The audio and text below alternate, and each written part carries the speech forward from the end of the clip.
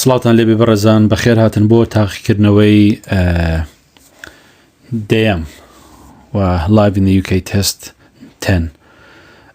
پرسیاری یەکەم: In which English county is the monument of Stonehenge located? واتاڵە لە چه پارێزگایەکی بەریتانیا یاخود ئینگلند لە چه پارێزگایەکی ئینگلند مۆنومنتی ستۆنهنج جێگیر بوو یاخود لەکوێ لە چه پارێزگایەکە؟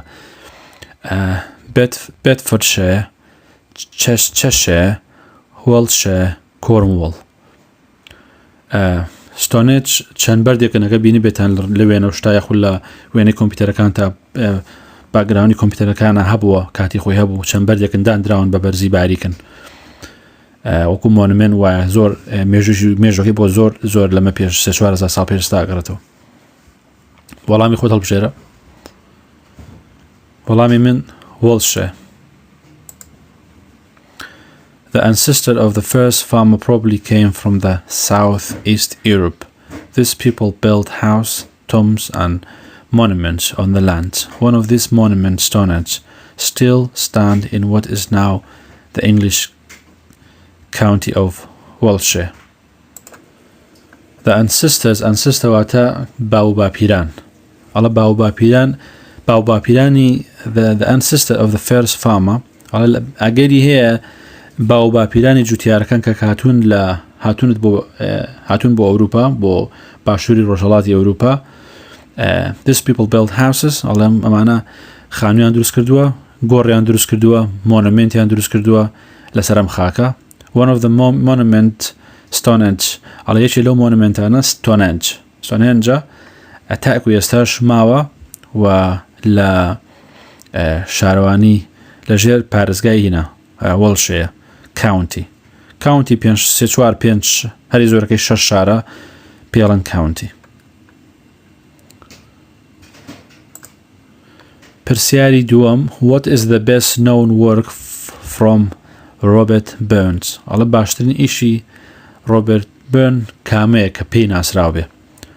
Old Lang Syne, Hamlet, A Rose by Another Name, George, Marvelous Medicines. بێگومان ڕۆبێرت بەرنس کەسێکە هۆزان شێرەکە، شاعیرەکە، هۆزان نووسێکە، هۆنراوە نووسێکە و ژێر نووسێکی سکۆتیە، خەڵکی سکۆتلەندایە. هونەرەکەی زۆر بەناوبانگە لە خاکی سکۆتلەندە و بە تایبەتی لە ئەوروپا بەگشتی. وەڵامی خۆت هەڵبژێرە. وەڵامی من Old Lang Syne لەبەرەوەی ئەمە گۆرانێکی هینە سکۆتیە بەس تایبەتی لە کاتی کریسمس ئایڵێن.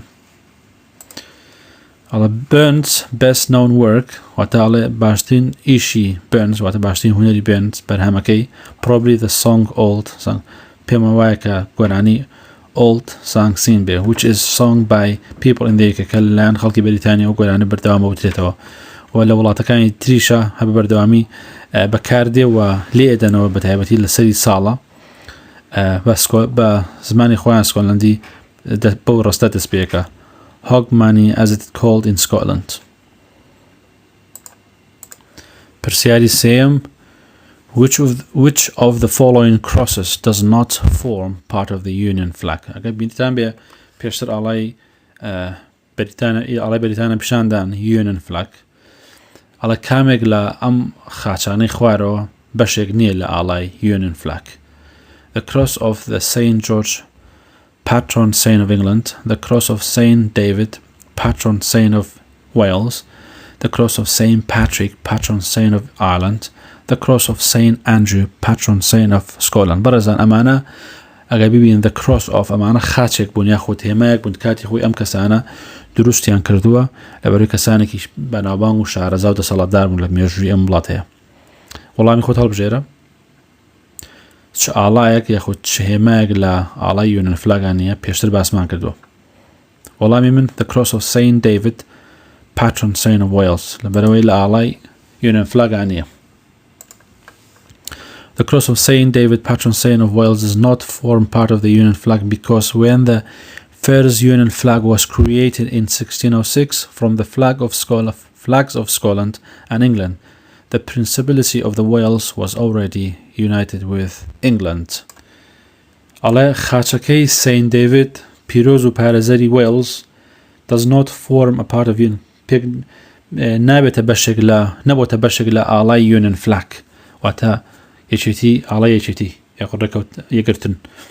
Because لەبەرەوەی when the first Union Flag was created کاتێک کە یەکەم جار Union Flag دروست بوو لە ساڵی 1606 from the flag of Scotland and England کە لە ئاڵای سکۆتلەندا و ئینگلند دروست بوو the Principality of the Wales was already united with England واتە مینشینی Wales پێشتر لەگەڵ ئینگلترا یەکتریان گرتە بوو واتە پێویستی بەوە ناکرد ئاڵای وێڵسی تێکەڵاوکەن.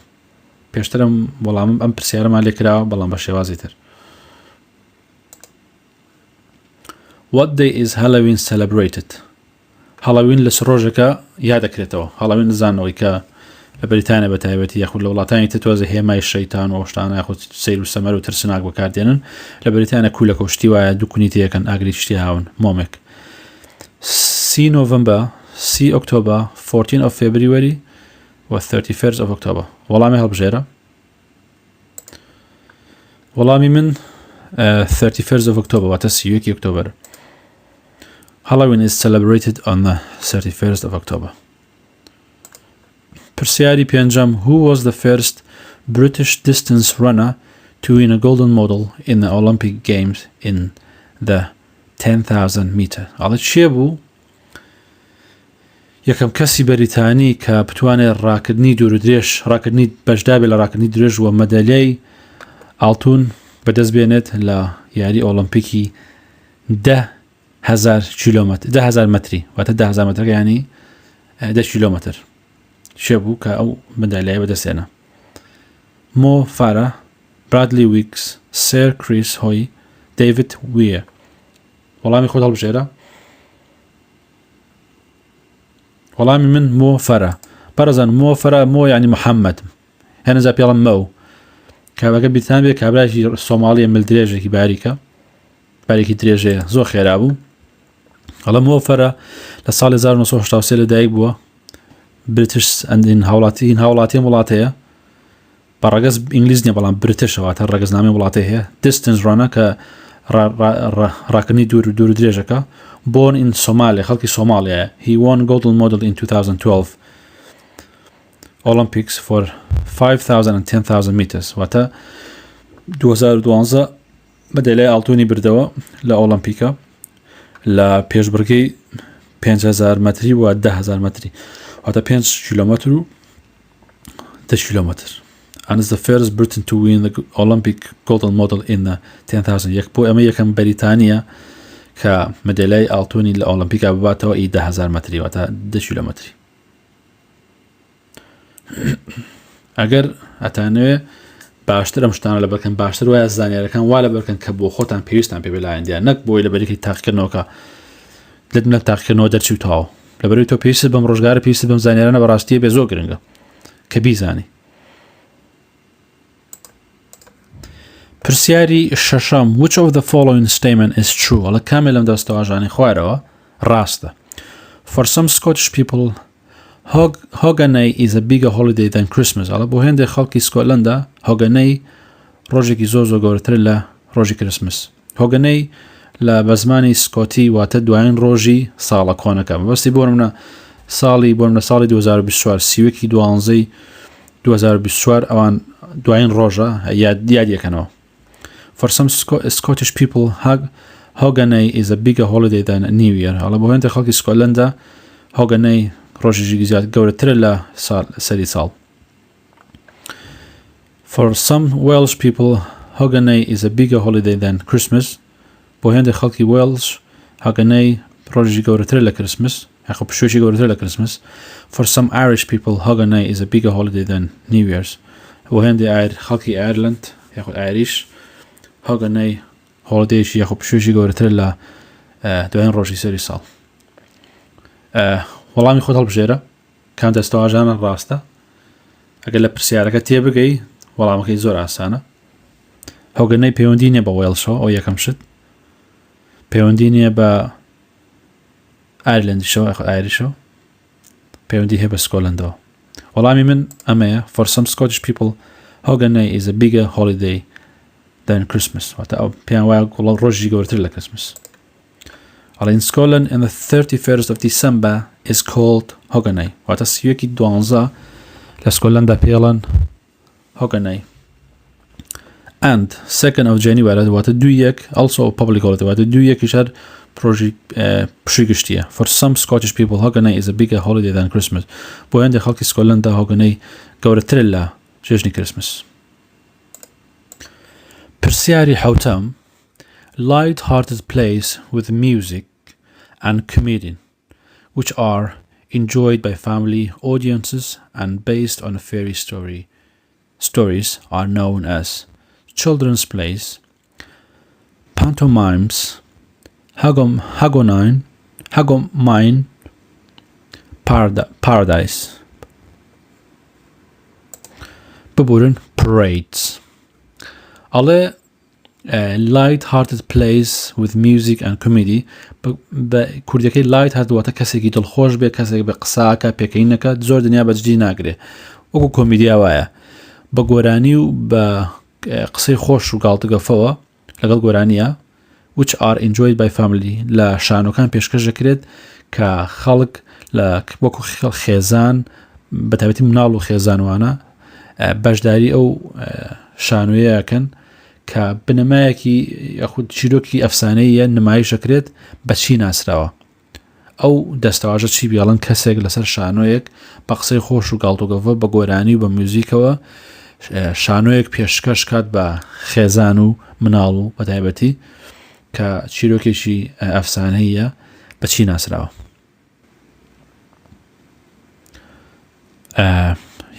یەکێ لەمانەیە children's plays, pantomimes, Hogmanay و parades. وەڵامی تۆ. وەڵامی من pantomimes. Many theatres produce pantomimes at Christmas time. زۆربەی شانۆکان pantomimes بەرهەمدێنن لە کاتی کریسمسە. pantomime ناوی ئەو جۆرە شانۆگەریە و خود نمایشەیە کە نمایشەکەن لە نمایشیشی لەسەر شیرۆکی ئەفسانەیەکەن، بەڵام بە تایبەتی لێرە ئەو کەسانە بۆ نمونە لوتێکی ڕەنگا و ڕەنگی گەورەی پێوەیە کڵایەکی تا سەیر و سەمەی لەدەکردووە قسە و قسەی خۆشەکە ئەو شتانە پێم وانێ لە وڵاتی خۆمانەوە بێ، بەڵام لێرە پێڵم پەنتۆماین بە تایبەتی لە کاتی کریسمسە ئەو بەرهەمانە دروست دەکەن. They are based in the fairy stories are a light played with music and comedy enjoyed by the family.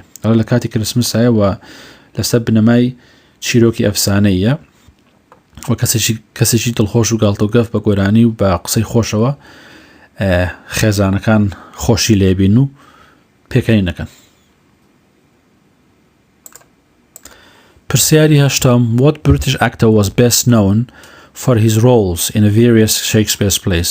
کام ئەکتەری بەریتانی ناسراو بە ئەوەی کە ڕۆڵێکی هەبوو لە شانۆی لە شانۆنامە جیاوازەکانی شێکسپیر.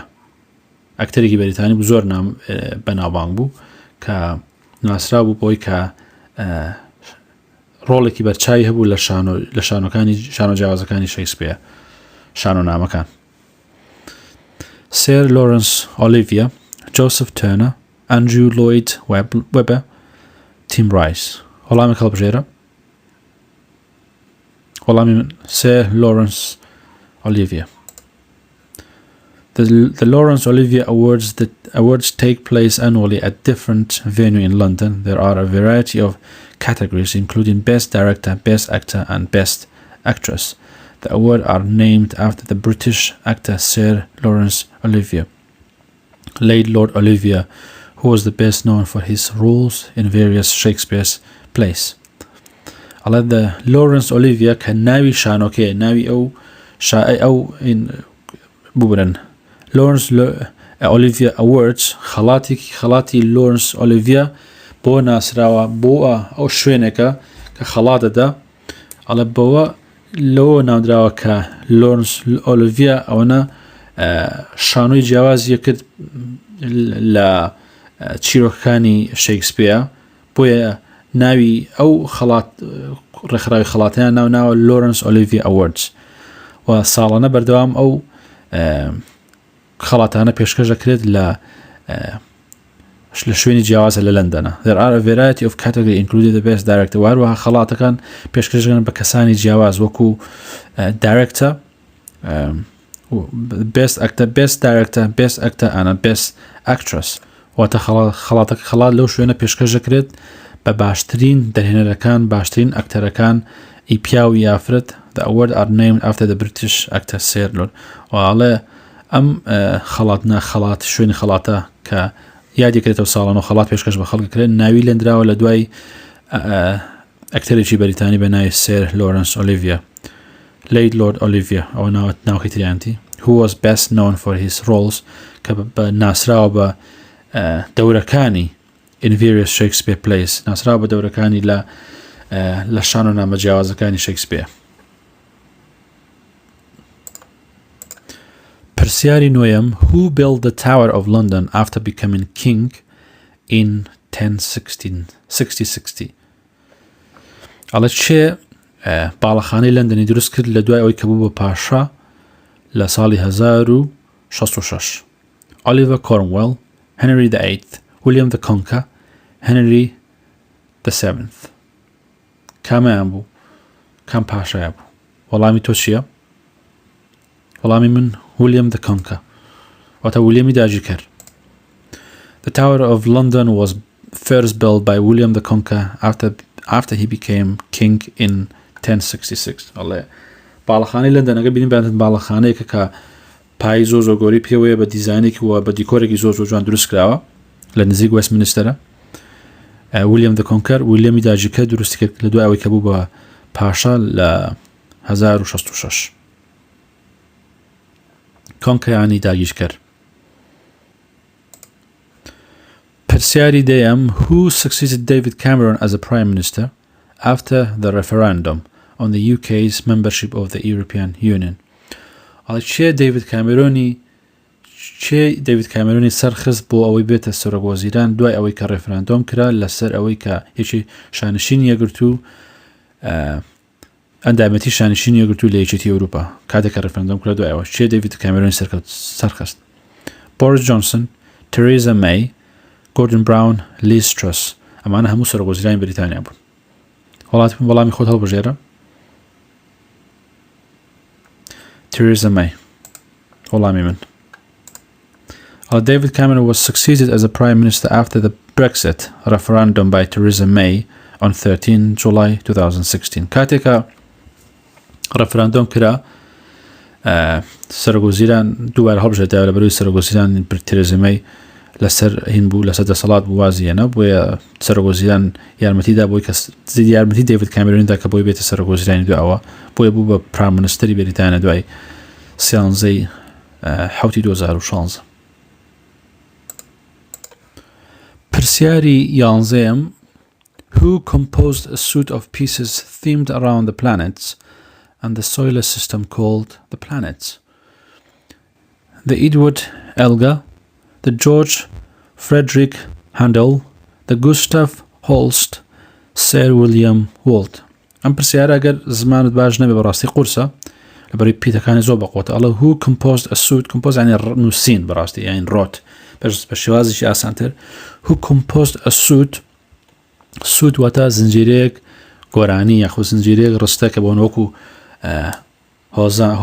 هۆندراوە لە دوای لە دوای یەک پێڵەن suite of pieces واتە چەند پارچە گۆرانیەک themed around the planet واتە دەربارەی هەسارەکانە. ئەڵە چێ پارچە گۆرانێکی نووسی کە دەربارەی هەسارەکانە the solar system called کە بە دەوری وەکو بە دەوری هینە ئەگەر ئەسوڕێنەوە بە دەوری خۆرە solar system وەک سیستەمێک the called the planets نای گۆرانەکەی کە نووسراوە the planets بۆڵە چێ گۆرانی بە کوردی و ئاسانەکەی ئەڵە چێ ئەو هۆندراوەی نووسیوە کە باز لە هەموو هەسارەکانەکات لە هەموو لە ئەستێرەکانەکات کە ئەسوڕێنەوە بە دەوری سیستەمی خۆرە و کە پێیان ئەڵێن the planets واتە who composed a suite of pieces themed around the planets and the solar system called the planets. كمان والله من خوت البجيرة.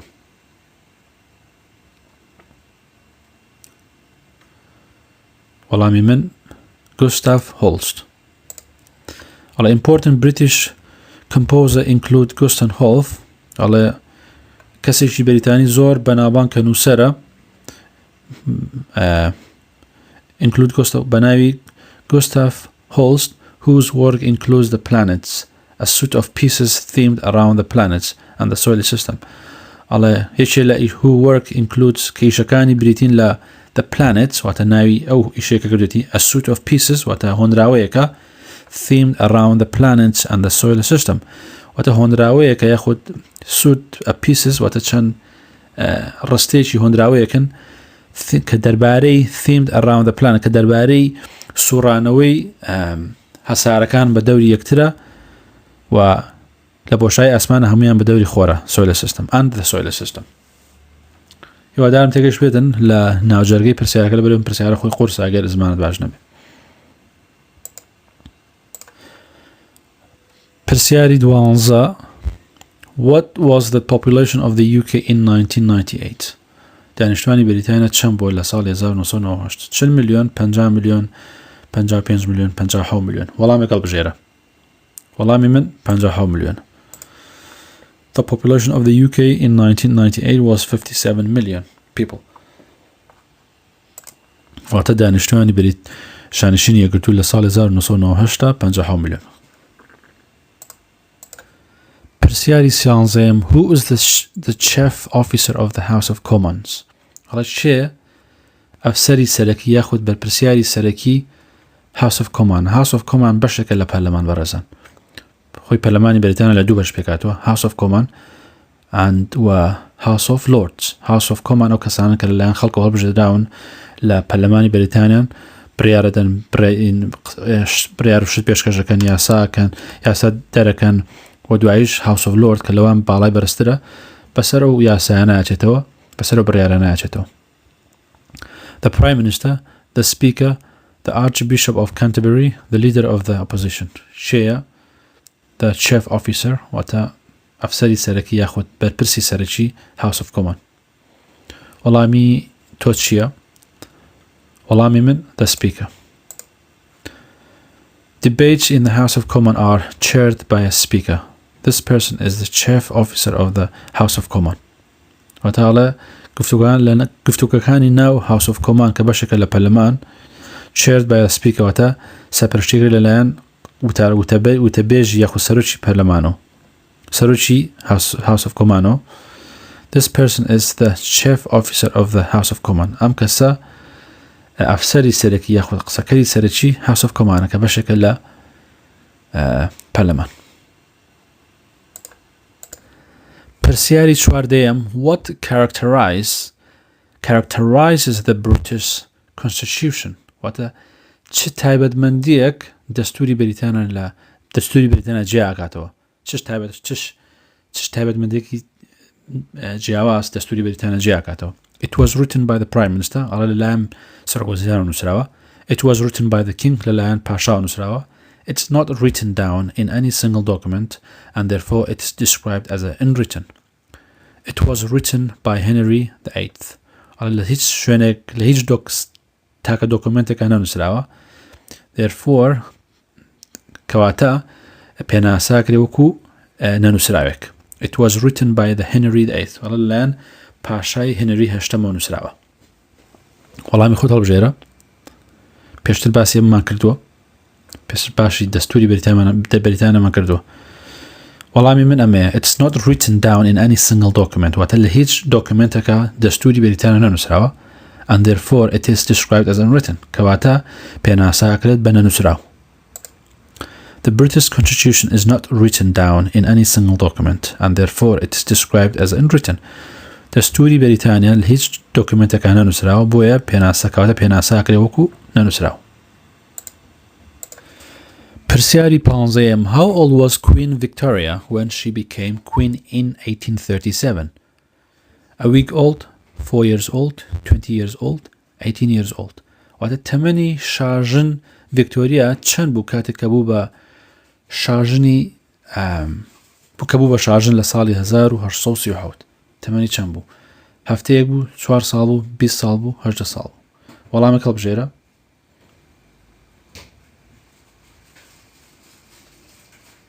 وەڵامی من 18 ساڵ. In 1837, Queen Victoria became Queen of UK at the age of 18. ئەڵێ لە ساڵی 1837 شاژنی ڤیکتۆریا بوو بە شای شانشینی یەکگرتوو لە تەمەنی 18 ساڵێ. شایەکی بەختەوەرە. پرسیاری 16م When did the First World War started? جەنگی جیهانی یەکەم کەی بوو دەستی پێکرد؟ 1912 1914 1942 1940 لەبیرتان نەچێت جەنگی جیهانی یەکەم نەک دووەم. وەڵامێک هەڵبژێرە. وەڵامی من 1914. On 28 June 1914, Archduke Franz Ferdinand of Austria was assassinated. ئەڵێ لە 28 شەشی 1914 ئەم بەڕێزە کە خەڵکی ئوسترالیا بووە خەڵکی ئوستریا بووە واتە نەمسا کوژرا. This set off a chain of events leading to the First World War. بۆیە ئەمە بۆ زنجیرەیەک بۆ ئەوەی کە ڕێگەیەک بێ بۆ دەستپێکردنی جەنگی جیهانی یەکەم لە ساڵی 1914.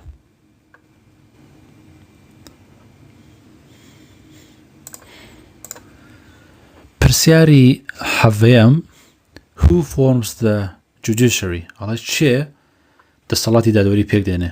چێ دەسەڵاتەکانی دادوەری پێک دێنێ؟ چێ؟ Judiciary واتە دەسەڵاتی دادوەری. The judges collectively ئەڵێ بەگشتی دادوەرەکان the magistrate together magistrate پێکەوە بەڕێزان magistrates هەویش هەر وەکو دادوەر وایە بەڵام بچووکترە لە دادوەر لە خواروترە بۆیە دادوەری تەواو نییە بۆ شتی سادە کێشەی سادە قەرزاری بۆ نمونە کەسێک پارەی ئاوکار بەینە داوای دمەدات ئەو شتانە جێبەجێک. The MPs together ئەندامەکانی پەرلەمان the judges and the magistrate together تێگەیشتن واتە جەج واتە دادوەری تەواو و دادوەری کەم ئاستی نزم بێ پێکەوە ئەتوانن دەسەڵاتی دادوەری پێک بێنن. وەڵامێک هەڵبژێرە. پرسیارەکە بوو چێ ئەتوانێت دەسەڵاتی دادوەریەکان پێک بێنێ؟ Judiciary دەسەڵاتی دادوەری. وەڵامی من the judges collectively. Judges who are together called the judiciary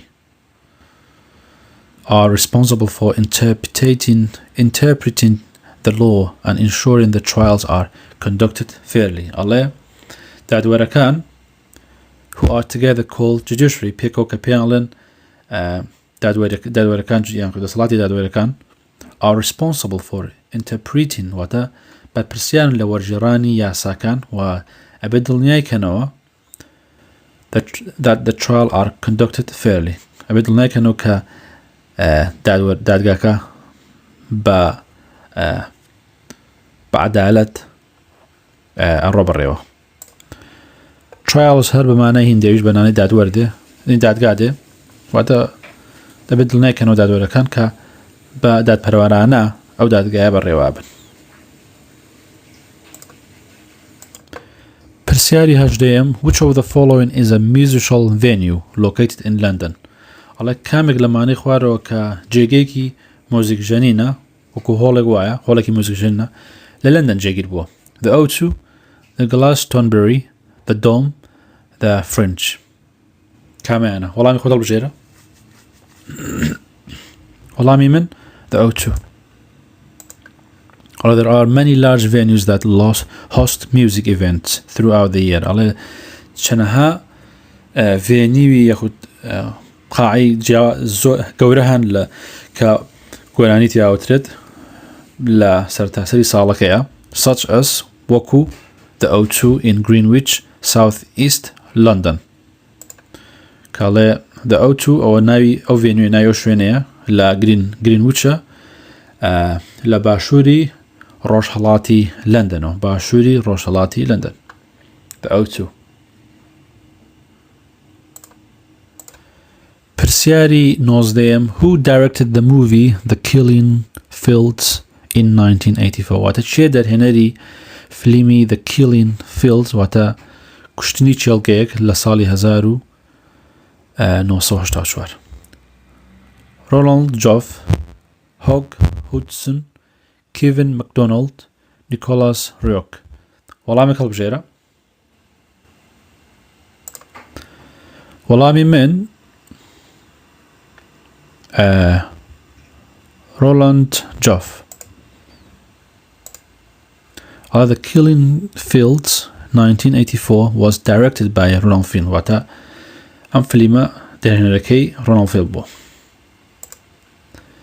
Persiari bistam which two of the following castles are located in Scotland? Kam du lam dastawaja lam du kam du lam qalani khwarawa la Scotland da jegida. يقول Scotland da. Knoy Castle, Caernarfon Castle, Crath Castle, Inverary Castle. براستي من أنا قوس الفرزان ما رزنيتو ناو كبجواني بلي بلام قرنقوي بيزاني كامي والله مكال بجيرة دو والله مكال بجيرة لبري والله which two of the following castles are located in Scotland كام دو لم قلعاني خوارو لسكولندا جايجيرين والله من أمدوانية Inverary Castle and Crath Castle are located in Scotland. Alam duana l'Scotland jegiden. Persiari bistuiek, which battle signified the end of the Wars of the Roses? Ala kam shar nishane kotai hatini sharakani the Rose boga peshta bini beted du pasha lanaw بەریتانیا جەنگیان کرد بۆ ئەوەی بیسەرمێنن چێ پاشایە ئەبێت بە پاشا. Which battle kam jung signified the end of the Wars of the Roses? Kam jung نیشانەی کۆتایهاتنی شەڕەکانی ڕۆژ بوو. The Battle of the Agincourt, the Battle of the Bosworth Field, the Battle of the Bannockburn, the Battle of the Marston Moor. Battle واتە جەنگ. وەڵامی هەڵبژێرە. وەڵامی من ئەمەیە The Battle of Bosworth Field. Bosworth Field ئەمە ناوی ئەو شوێنانە کە شەڕەکەی لێکراوە. Agincourt, Bannockburn, Marston Moor ئەوانە شوێنی جەنگان. Bosworth Field ئەمە واتە جەنگی گۆڕەپانی Bosworth. The Wars of the Rose ended with the Battle of Bosworth Field in 1485. على جنگو شەڕی ڕۆس کۆتایی پێهات لە جەنگی گۆڕەپانی Bosworth لە ساڵی 1485. Which court deals with minor criminal offences in Scotland? کام دادگا مامەڵە لەگەڵ تاوانی بچووکەکات لە سکۆتلەندا. کام دادگا. The Justice of the Peace Court, the Magistrate Court, the Sheriff Court, the Crown Court. وەڵامێک هەڵبژێرە. پێشتر ئەممان بیستووە. With minor criminal offence ئەوە لەبیر نەچێ ئەمانە خاڵن کە بەمێشتا بێتەوە وەڵامەکە چییە؟ Scotland. Court minor criminal offence Scotland واتە دادگا تاوانی بچووک لە Scotland. چ دادگایەک بەڕێوەیە بە. وەڵامی من the Justice of the Peace Court واتە دادپەروەرێتی و ئاشتی دادگا.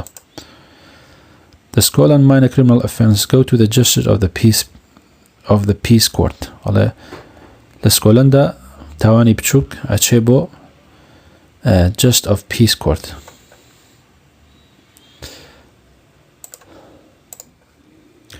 Persiari 23. If an MP dies or resigns, there will be a fresh election, which is known as Hansard, first past the post, by-election, coalition. ئەڵێ ئەگەر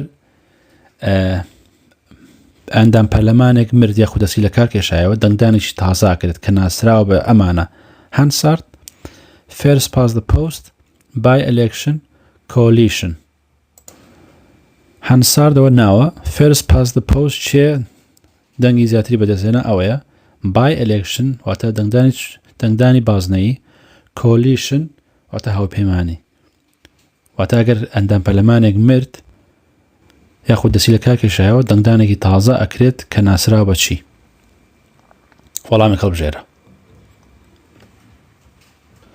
وەڵامی من by-election ئەبێت تۆ هەوڵدەی لە پرسیارەکە تێبگەی ئاڵە ئەندام پەرلەمانێک MP مرد یاخود نەک سەرۆکوەزیران یاخود شتێشتر و دواییش لەمانە ئەمانە تێبگەی بزانە ئەمانە چین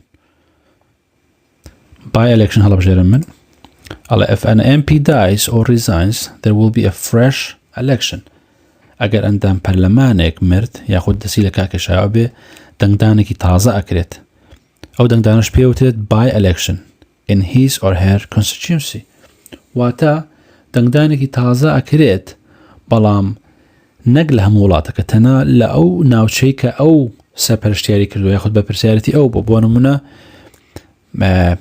لە تاونێکە تەنها لەو تاونە دەنگدانەکە نەک لە هەموو وڵاتەکەیە ئەویش پێڵەن by-election واتە دەنگدانی بازنەیی پرسیاری 24 و دوایین پرسیار لە تاقیکردنەوەی دەیەمە A person who has not paid enough national insurance contribution will not be able to receive certain contributory benefits including choose two options. ئەڵێ ئەگەر کەسێک پارەی تەواوی national insurance نمبەری نەدابێت نەیبەخشی بێت will not be able to receive ناتوانێت چەند بەنەفێتێکی سەرەکی وەرگرێت کە پێکاتەوە لە دوودانە کام بەنەفێتانە یاخود کام پارانە موچانە ناتوانانی وەرگری ئەگەر national insurance نمبەر نەدابێت A job seeker's allowance, a full state retirement pension, maternity allowance, disability living allowance. باشە وەڵامی هەڵبژێرە دوو وەڵام هەڵبژێرە وەڵامی من a job seeker's allowance, a full state retirement pension بێگومان a job seeker's allowance ئەو کەسانی کە بە دوای ئیشە ئەگەڕێن پارێکی باشیان هەیە کە بەڵام پارێکی زۆرتریان هەنەیە ئەگەر ئەو کەسەی پێشتر ئیشی کردبێ و باجی دابێ وەک لە کەسێکە هەتا ئێستا ئیشی نەکردبێت a full state retirement pension واتە کەسێک بە تەواوەتی خانشین نەبێت پارەی خانشینی وەربگرێت ئەگەر تۆ national insurance نمبەر نەدابێت تەکس نەدابێت کاتێکە بە تەمەناچووی خانشینی وەرناگری هەر پارێکی سەرەتایی سادە وەرەگری maternity allowance ئەوە ئەو کەسانێک کە دووجیانە بن